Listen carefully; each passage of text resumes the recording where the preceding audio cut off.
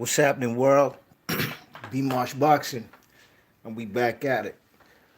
We back at it with another boxing video. You know what I mean? Check out my playlist, historical accounts or historical archives, here on my YouTube channel. This is B Marsh Boxing, and we coming to you with another boxing video.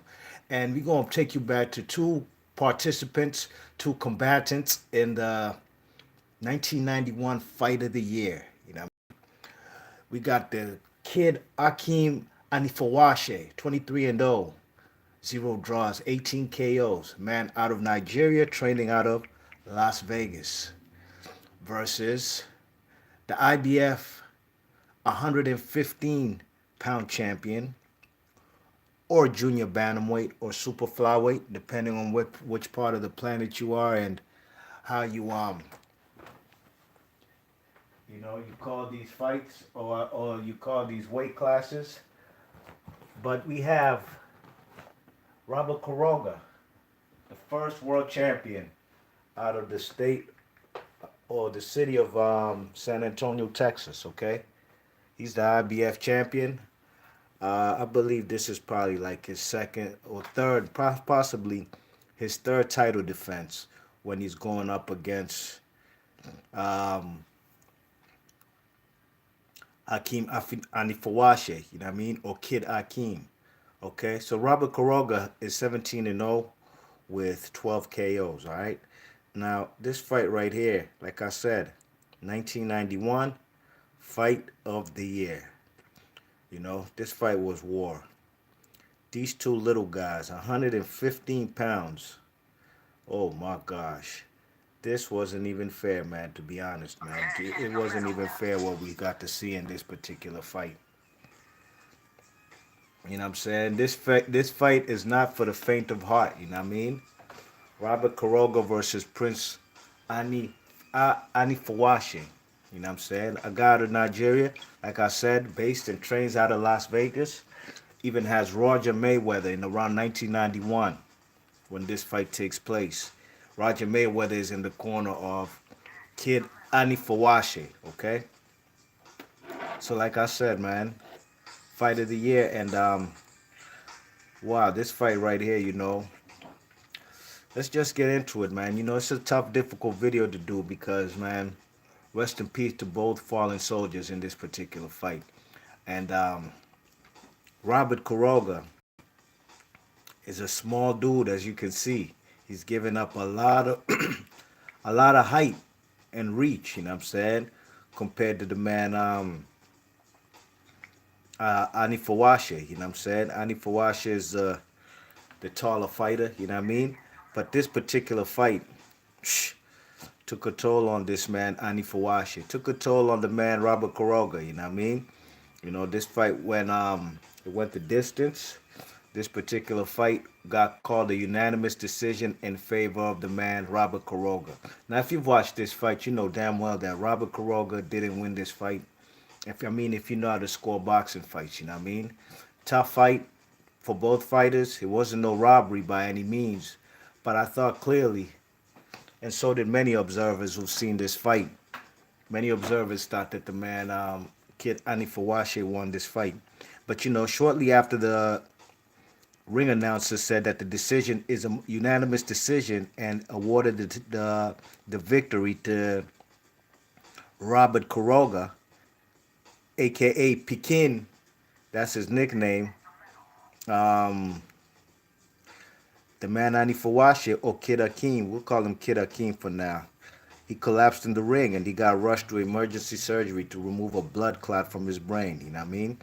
This guy was out of commission for about 3 days, if I'm not mistaken. You know what I'm saying?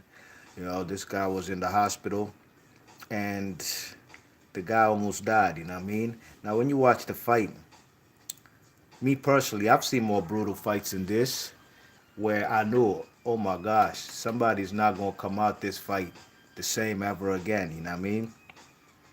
But Anifowoshe, Nigerian. I'm gonna read you guys some quotes. I'm gonna read you some quotes from both fighters. You know what I mean?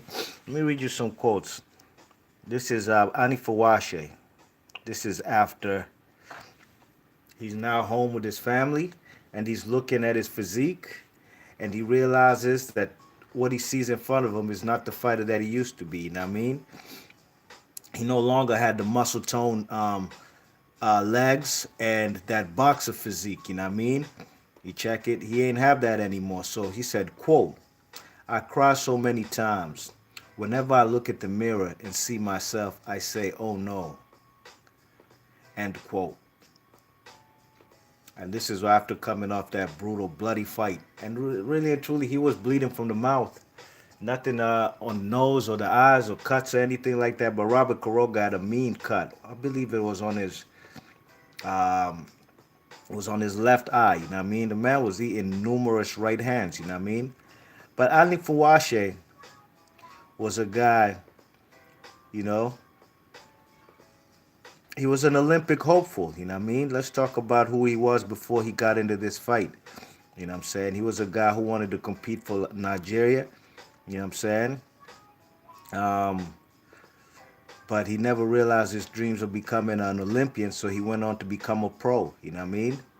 Um, this fight took place on June 15th in San Antonio, Texas, the hometown of the man Kid Akeem. Let me read you some quotes from the neurosurgeon who was on the scene right after the decision was called a unanimous decision for the man, Robert Quiroga. The doctor, the neurosurgeon's name is Geraldo Zavala, and he said, quote, by the time I got into the ring, Akeem was having convulsions. He was unconscious, having difficulty breathing, and the pupil in the right eye was dilated. A dilated pupil means that the brain is trying to push through the hole that is in between the head and spine of the neck, and that the pressure inside the head was very high. It was like toothpaste being squeezed. End quote. Those were the quotes from the neurosurgeon, you know what I mean? You know what I'm saying? And Akeem was a tough dude, 23 and 0, 18 KOs. A guy who was destined to become a world champion, you know what I mean? Um, but there was some controversy, you know what I mean, in this particular fight, being that the fight was fought in Texas. And the controversy was that there were heavy gloves that these guys used, you know what I mean? Bob Lee, the president of the IBF at the time, he defended the rule, saying that heavier gloves could cause smaller fighters to tire out as a bout goes on. You know what I'm saying? And Bob Lee said that the 6-ounce gloves that had been used in other title fights were no problem arising with that the federation would consider recommendations to change the rule. You know what I mean? So there was controversy. That's one thing about boxing, man. Look, man, we got Anthony Yard fighting some guy who's 4 wins, 48 losses, and 3 draws over there in Spain. There's no universal rules in boxing. You know what I mean? And these guys fought with heavier gloves than they really supposed to. You know what I mean? The fight was fought at 115 pounds, and Anifowoshe was obviously the bigger, heavier puncher, and he showed that against Quiroga. But by the end of the night, Quiroga's face was bloody, swollen up, and all that. You know what I mean? The man had a vicious cut. You know what I'm saying? But people at ringside later on said that had the bout not occurred on the man Quiroga's turf, then Anifowoshe would have won this fight. You know what I mean? But we're not gonna get into the decision too much. We're gonna talk about these two fallen soldiers because at the end of the day, I could make a whole new video about the decision on my controversial decisions series. You know what I mean? You check it. So Anifowoshe was comatose. He was treated in the ICU unit at the Baptist Medical Center in San Antonio, and Quiroga was in the room right next to him, getting stitches for cuts that he got on his left eyebrow, his eyelid, and his chin. You know what I mean? Um, you check it. The post-fight reports had reported that Anifowoshe had taken more than 400 blows to the head. You know what I'm saying? And that's what it was. Anifowoshe, really and truly, this fight was it wasn't your typical fight of a tall guy using his size advantages. You know what I mean? The fight was fought a lot on the inside with a lot of punches being thrown in bunches. You know what I mean? Um, you know, and the doctors had to cut a hole in the skull or Anifowoshe to relieve the pressure on his brain. And Anifowoshe stayed in the hospital. He actually checked himself out. You know what I mean? Against the neurosurgeon Zavala and doctor's advice. You know what I mean? He checked himself out of the hospital, and his wife, Anifowashe's wife, a lady by the name of Sharon, took Anifowoshe back to Las Vegas, where he reunited with his two sons, Akeem Jr., who was 3 years old, and Kazim, who was 1.5 years old, and they lived in an apartment in Steelhead Lane in Las Vegas. Okay. And the day before Anifowoshe left the hospital, a magnetic renaissance resonance imaging test showed that there's evidence of small damage on both sides of the brain. That's what the neurosurgeon said. And the neurosurgeon said that the full extent of the fighter's problems would not be known for another 2 to 3 months. And at the same time, this guy Anifowoshe checked himself out of the hospital earlier than he's supposed to. You know what I mean? So the day that Anifowoshe, when he left the hospital, he wasn't able to move his left leg. You know what I mean? Um, and the neurosurgeon Zavala took a sign that, he took that as a sign that Anifowoshe you know, would not be able to walk for another 3 to 6 months. You know what I mean? You check it. Let me read you some more quotes from the neurosurgeon, because the neurosurgeon Zavala, everything he said came to prophesize. He's the doctor. He knows what's going to happen in the long run. So he said, quote, if I had to speculate, I would say that there's only a 30% chance of Akeem's full recovery. And even if Anifowoshe fully regains his physical powers, he would be such a high risk candidate for serious re-injury that it would be folly for him to rethink of fighting again. End quote. But Anifowoshe wasn't trying to hear that. He said, quote, believe me, I will fight again.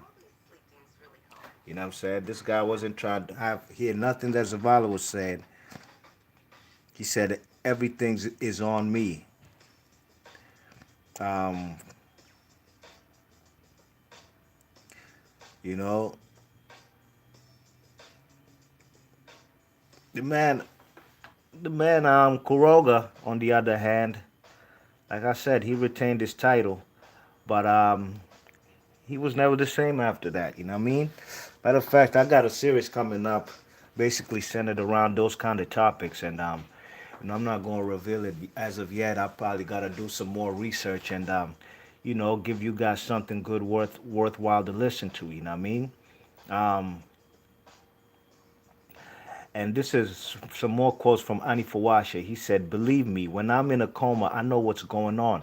I know what is going on. Listen, what happened to me messed my mind up. I just think it just makes me mad every day. Even when I see Quiroga at the hospital, I say, Robert, you know I won the fight. We must do it again.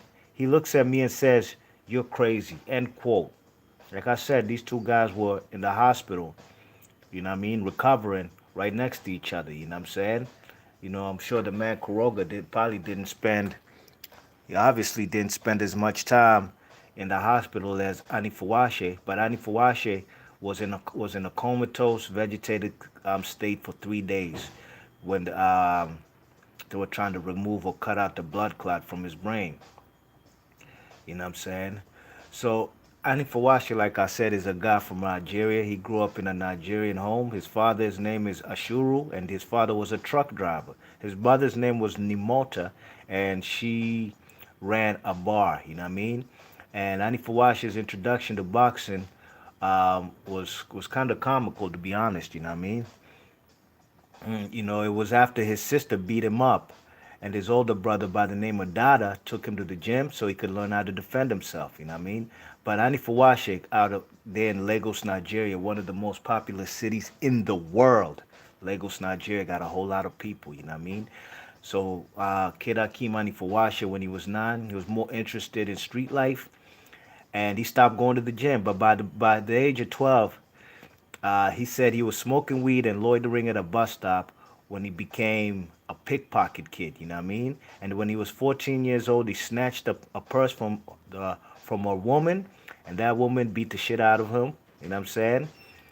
And that made the man Anifowoshe return back to the gym. You know what I'm saying? It's crazy. It's like I said, it's kind of comical. Two incidents with women. His sister, Anifowoshe's sister, whooping his ass, and now a woman that he tried to snatch her purse, pummeled his and battered him. And these are what the consequences. This is basically what made him go back to the gym. You know what I mean? But this time, when he went back to the gym at the age of 14, he stuck with the sport and he started to win local and national championships, you know what I mean, and competitions. In 1984, he was a member of the of the Nigerian Olympic team that fought over there. The 84 Olympics was in Los Angeles, you know what I mean? And he filled out a form where he was asked to list his age, and he wrote truthfully that he was 15 years old, and he was absolutely just too young for the competition, and he was considered ineligible because he was too young. So rather than go back to Nigeria, he stayed in USA, and he was basically training to fight for the 1988 Olympics that was in Seoul, Korea. You know what I mean? And he got a coach by the name of Doc Brodus, who he had met in the pre-Olympic training camps for fighters from African nations. So Coach Brodus, who discovered also guys like George Foreman in the Job Corps in the mid '60s, is a guy who lived in Las Vegas, and that's how he's basically got the man Anifowoshe to stay and train in Las Vegas to make it his second home. You know what I'm saying? And that's where the man Anifowoshe was living. And when he arrived there, it was nighttime, and he was just amazed by the neon lights and all the lighting of Las Vegas. You know what I mean? That's one thing he definitely um, will remember about his first visit to Las Vegas. But he considered by daytime, Las Vegas was a desert and not so glamorous. You know what I mean? He had no car. You check it, and he was always short on dough. You know what I mean? He ain't have no money coming in his pockets like that. So he was often, borrowed money. You know what I'm saying? And particularly from what I'm saying, other fellow Africans.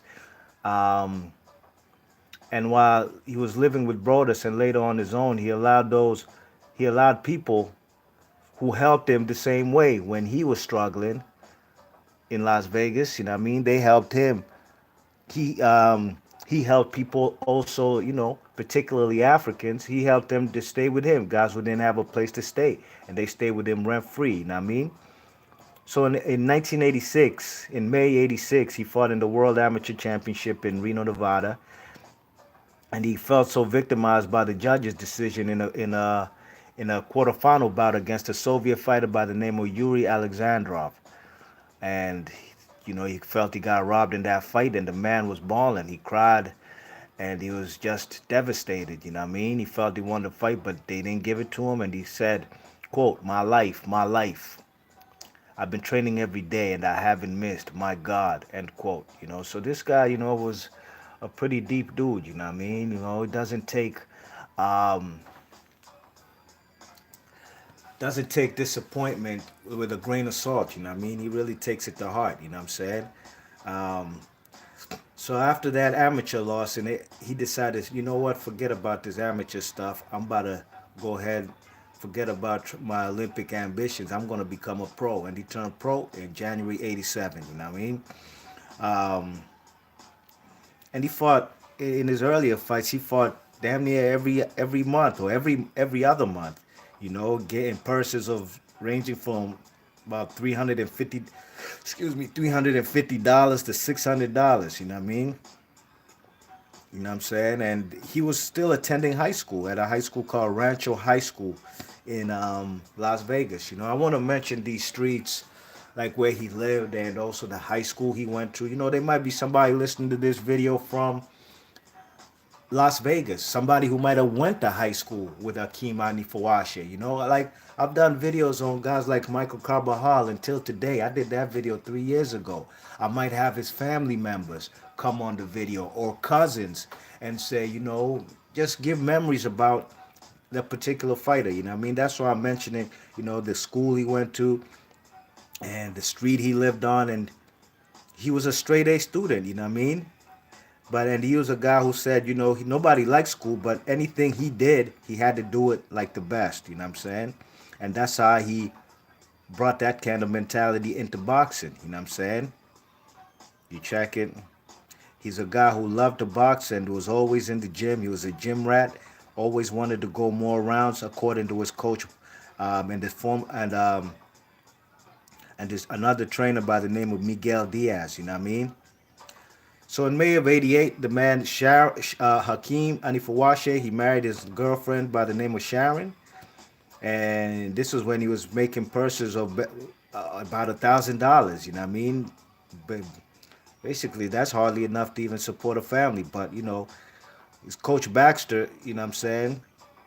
You know, he realized that you know the kid got championship potential. You know what I mean? And he was helping the man Anifowoshe, you know, basically by paying his rent and giving him some spending money. You know what I mean? Because, you know, he realized that this guy has championship aspirations and he could become a world champion. You know what I mean? So he got an opportunity to fight the man Quiroga. He worked his way up the rankings. I think he was number 5 in the world, if I'm not mistaken. He was number 5 in the world, worked himself up to the rankings, and was about to fight Robert Quiroga, the fight that you see on your screen, for $15,000. You know what I mean?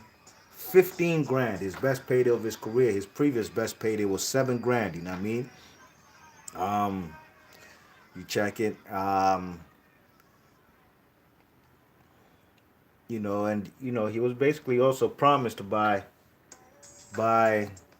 the Nigerian president. You know what I mean? Or a delegate. The Nigerian president sent a delegate to Anifowoshe fight. You know what I mean? And you know he promised them. You know what I'm saying? You know, promised him some kind of, you know, probably some money or land or vehicle, something if he won that title. You know what I mean? You check it. You know what I'm saying? And there was an outdoor stadium filled with 50 to 6. You know what I'm saying?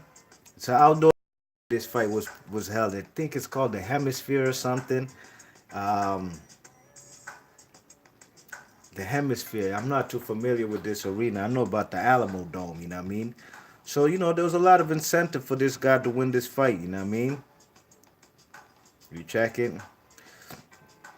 So obviously, you know, the fight, the man after the fight, after the decision, he collapsed, and unfortunately, the promoter's insurance only covered $10,000 for each of the fighters, and his medical bills would definitely stretch more than that. The man had to get a blood clot removed from his head, and they had to drill a hole. I mean, it's crazy, man. You know, this story of Kid Akeem, man. This, you could make a movie out of this. They actually should make a movie about Kid Anifowoshe and Robert Pekin Quiroga. You know what I mean? You check it. Um, you know what I'm saying? So, you know, the man was basically confounded to a wheelchair. You know what I'm saying? And after that loss, you know what I mean? You check it, and he just was a shell of his former self. You know what I mean? And it's a damn shame, you know, what happened to the guy. You know what I mean? Obviously, he was never ever permitted again to fight in the United States. You know what I'm saying? It was a wrap. So he had no more boxing career. So word on the streets, rumor has it that obviously the guy isn't a professional boxer anymore. He's not allowed to fight in the United States as a boxer. So rumor has it that the man Kid Anifowoshe became a drug lord over there in Las Vegas. You know what I mean? You check it, he became involved in drug trafficking, and eventually he got caught up, and he got deported to Nigeria. Now, like I said, this is just, I'm not sure if this is true or not, because really and truly, if he was a drug trafficker, how much did he get caught with if he did get caught, or was it a conspiracy? And if he did time in the United States, which from all publications and everything that I do know and have done research and homework about Kid Anifowoshe, there wasn't any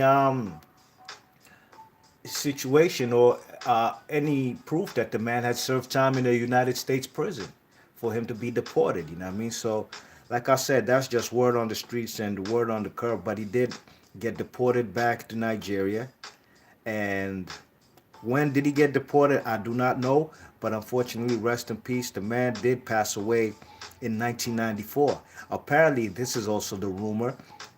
Reports vary on exactly how the man passed away, but some say that, he had boxed in an ill-advised professional match in Nigeria, and he collapsed in a shower in his house afterwards. You know what I mean? Others say that the man collapsed after a training session. You know what I mean? Because there was rumors that the man is basically trying to get back into boxing over there in Nigeria and fight for some kind of African titles. You know what I mean? Something to that effect. Maybe some Nigerian titles. You check it. Just basically get his feet wet and get back into boxing. You know what I'm saying? But that's the rumors. You know what I mean? That he was sparring and he got hurt or collapsed after sparring in the shower, and there's others reports say that he was in some kind of boxing fight, not really sparring, like some real boxing, and that's how he died. You know what I mean? But it is known that his death was attributed to the brain injury that he did sustain from the man Robert Quiroga. You know what I mean? His pro trainer, Miguel Diaz, said he was a fighter with the most natural talent he'd ever trained. You know what I'm saying? And he was a recipient of the 1987 Prospect of the Year. You know what I mean? Like I said, 23 wins, 18 KOs, one defeat. That one defeat was to Robert Quiroga. You know what I mean? What you call it? So the man did pass away in 1994. Rest in peace. Now, the guy um, Robert Quiroga. Robert Quiroga retired at the age of 25. You know what I mean? He lost his world title, I think, 2 fights after he had beat Robert Quiroga. You know what I mean? He lost it to a guy by the name of Julio Cesar Barboa. And he was a shell of his former self. You know what I mean? Even at 25 years old, this fight right here that you see in front of your TV screen. Like I said, I've seen more brutal fights. But this particular fight took everything out of Robert Quiroga, and he was never the same after that. So he lost his IBF title, and he was a champion from April 21, 1990 till January 16 of 1993. So he wasn't just a Johnny come lately or a fly-by-night champion, you know what I mean? He was a good champion, one of the few champions that we've ever had in the United States at 115 pounds, you know what I mean? A United States born 115 pounder, you know what I'm saying? Um, but he also died a tragic death, you know what I mean? Very tragic how he passed away, you know what I'm saying? Um, so after he retired, the guy became, I think he was doing some kind of job with the city of San Antonio, like a civil servant and doing the civic duties, you know what I mean? And in August 26th of 2014, a man by the name of Richard Merla, who was a member of the Bandidos motorcycle club, was playing cards with Robert Quiroga. And apparently they had some kind of argument, a dispute over a Scarface poster that the guy Merla had taken out, that had taken the guy Richard Merla, the Bandidos motorcycle club member, had taken from a friend of Robert Quiroga. So apparently, from what I've read, that the man Richard Merla stabbed Quiroga later that night, and Quiroga died on the scene. You know what I mean? Um, he got stabbed in the back. He didn't see it coming. You know what I'm saying? Got stabbed numerous times by this Richard Merla. Richard Merla eventually did get 40 years in prison. You know what I mean? So justice was served. You know what I mean? Now I don't know if it was 40 years without parole, because this is USA, man. If you can get 40 years, and if you got 40 years and you're eligible for parole, if you're a good citizen in the joint, they will release you. You know what I'm saying? So that's what happened, man, with the man Robert Quiroga. You know what I mean? Tale of two great fighters who put on a epic show in 1991 Fight of the Year. Two guys whose names will forever be intertwined together. But unfortunately, Both guys are no longer on planet Earth with us. You know what I'm saying? And it's a damn shame because, like I said, man, these two guys they put on an epic show for how it lasted. You know what I mean? For the 1991 fight of the year. You know what I'm saying? Like I said, I've seen more brutal fights. Look at the man Robert Quiroga's shorts, man. The shorts were all white, but they drenched in blood, looking like Manny Pacquiao versus Lilo LaDuaba. Lilo LaDuaba had white trunks as well. You know what I mean? And check it. So that's what happens there, man, with this particular fight. You know what I mean? With Robert Quiroga and Kid Anifowoshe. Let's go see the winner, decision. and still the IBF Super Flyweight champion of the world, Robert Akeem Quiroga.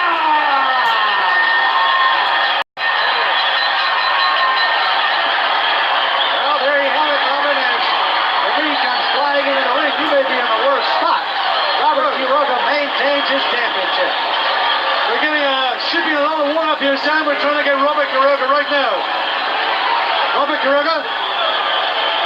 So Quiroga again gets the attention of the title, and he's headed out of the ring. He's going to get out of the ring here. I think we're going to have trouble getting away with him. Why don't we get hold of Kid Akeem? Kid Akeem. Kid Akeem has actually gone down on the ground. He's collapsed. He has collapsed on the ringside. He's going right down. He's not well at all. So as the champion, Quiroga, leaves, Kid Akeem has collapsed on the ring. The Kid Akeem is going right down here, Sam. Doctors are right on top of him, checking the pupil. Yeah, he's going right down here. Okay. Sam, it's very difficult up here. Kid Akeem seems to be lying right down here. The doctors don't look very happy at all. A little twitch there coming from his leg. Even the smelling salts is not getting much of a rise. He's exhausted. He's also gone down.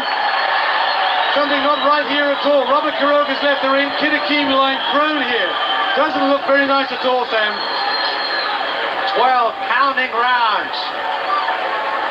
These two fighters this afternoon, and again, the doctors are in the ring with Kid Akeem. Bill Baxter, you're the manager of Kid Akeem. What's the matter over there? Well, I tell you, he's swallowing a lot of blood. He was splitting up blood, and he just went down. You think he's just exhausted? I don't know. We don't know right now. It's very worrying, yes. Yes, it is. Okay, Bill, please look after him. Well, the most concern that's going on here in San Antonio, quite obviously, is that for Kid Akeem after he once again well, you heard Sam, I got Bill back to the manager. He said that Kid Akeem, as we thought, swallowed a lot of blood during that fight. He's very exhausted. They're going to get him out of the ring. A tragic end to a great world title fight. Well, it's been one of those afternoons, quite obviously, that we have enjoyed some great fights, and I think Akeem has certainly acquitted himself quite well, but Robert Quiroga is still the world champion here in his hometown of San Antonio. And again, swallowing a lot of blood is the challenger, and that's the reason he has gone down. At least that's the encouraging word we have here from the doctors at ringside. Robin, it's been an enjoyable afternoon for us, and again, I think a good day for all of boxing, as we've seen two excellent championship fights today. Tremendous fight. Dramatic end here to blue corner. He enters the ring wearing red trunks with white and blue trim. El peleador de Henderson, Nevada, en los Estados Unidos. Hi everyone, I'm Don Harris from News 4 WOAI. Thanks for coming out and supporting the memory and the family of Robert Quiroga. You know, when Robert was taken from us, it was one of the most shocking stories to hit us here in the San Antonio sports community. For those of you who knew Peking, you will forever remember his incredible toughness. At only 5'4" and 115 pounds, Robert was invincible for his first 20 fights, becoming San Antonio's first world champion. A title he defended successfully 5 times, including his most memorable fight, the incredible 12-round decision over Kid Akeem Anofowoshe. A bloodbath that put Kid Akeem in a coma right here in San Antonio. Robert was inducted into the San Antonio Sports Hall of Fame in 2001. And after he lost his last 2 fights, I know we all respected him for the way he walked away from the game of boxing at the age of 25. He told us to remain true to the sport. I deep down inside lost that eye of a tiger. And when you lose that, and when you're in there for business purposes rather than for the purposes you're supposed to be in there, which is fighting, I don't think you belong in the ring. What we should also remember about Pekin was how much he cared about his community. He worked with kids after retiring from boxing and worked at changing the direction of his West Side neighborhood. I will always remember Robert Quiroga for his Rocky-like effort against Kid Akeem. It's amazing they both didn't die in the ring that day. I sat at ringside amazed at the blood, the brutality, and the courage that he showed. But I also came to know the gentle Pekin, the West Side kid with that big smile. Underneath that smile, the same fire and determination that made him a world champ. The Robert Quiroga I knew was a class act. He will be missed, and our best time it will be Robert's life that we will focus on, not his death. Pekin was without question the toughest boxer I ever saw fight. Tenacious, determined, never backing down. That determination could have cost him his life against Kid Akeem Anofowoshe. Instead, it turned out to be his finest hour. At 25, he retired, worked with emotionally handicapped youth, was a respectable community citizen with a good job, a good reputation, and he will forever be remembered in San Antonio's sports lore in the Hall of Fame. For those of us who knew Pekin, there is a lot we'll remember. Tough guy in the ring, nice guy out of it. And soon as the newspapers fade to yellow, history will begin to show it won't be how he died that we remember, but how he lived.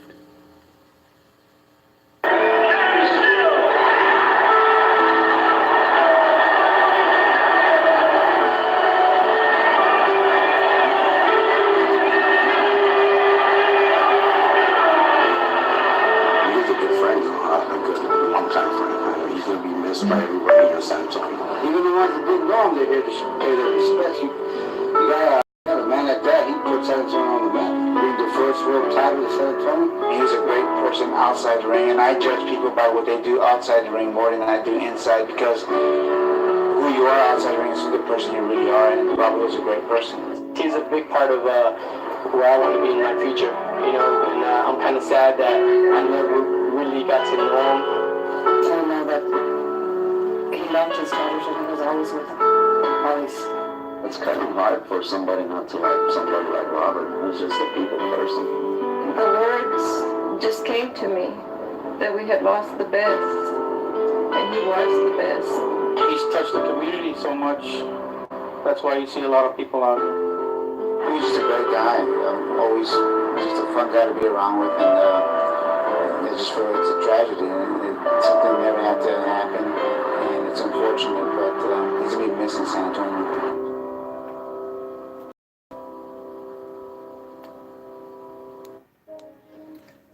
Man, B-Marsh Boxing, man, just had to pay tribute to two fallen soldiers, you know what I mean? Two guys who gave us a tremendous fight.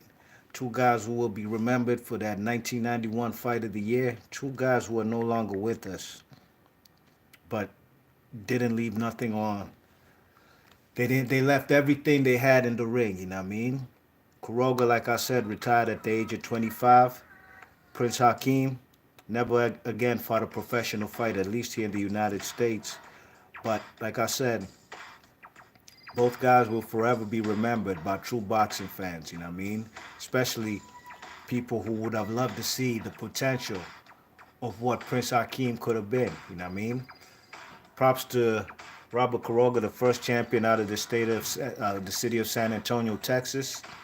And this is my tribute to both guys. B-Marsh Boxing. Check out my historical archives or historical accounts playlist. You'll see numerous videos, not similar to this, but all mixed up of historical accounts, you know what I mean? And it's a very sad story, you know. I've been meaning to do this video for a long time, but I finally got the time and the heart to do it this weekend. And I hope you guys enjoy it. B-Marsh Boxing. Leave your thoughts and comments, and I'm out of here. Peace.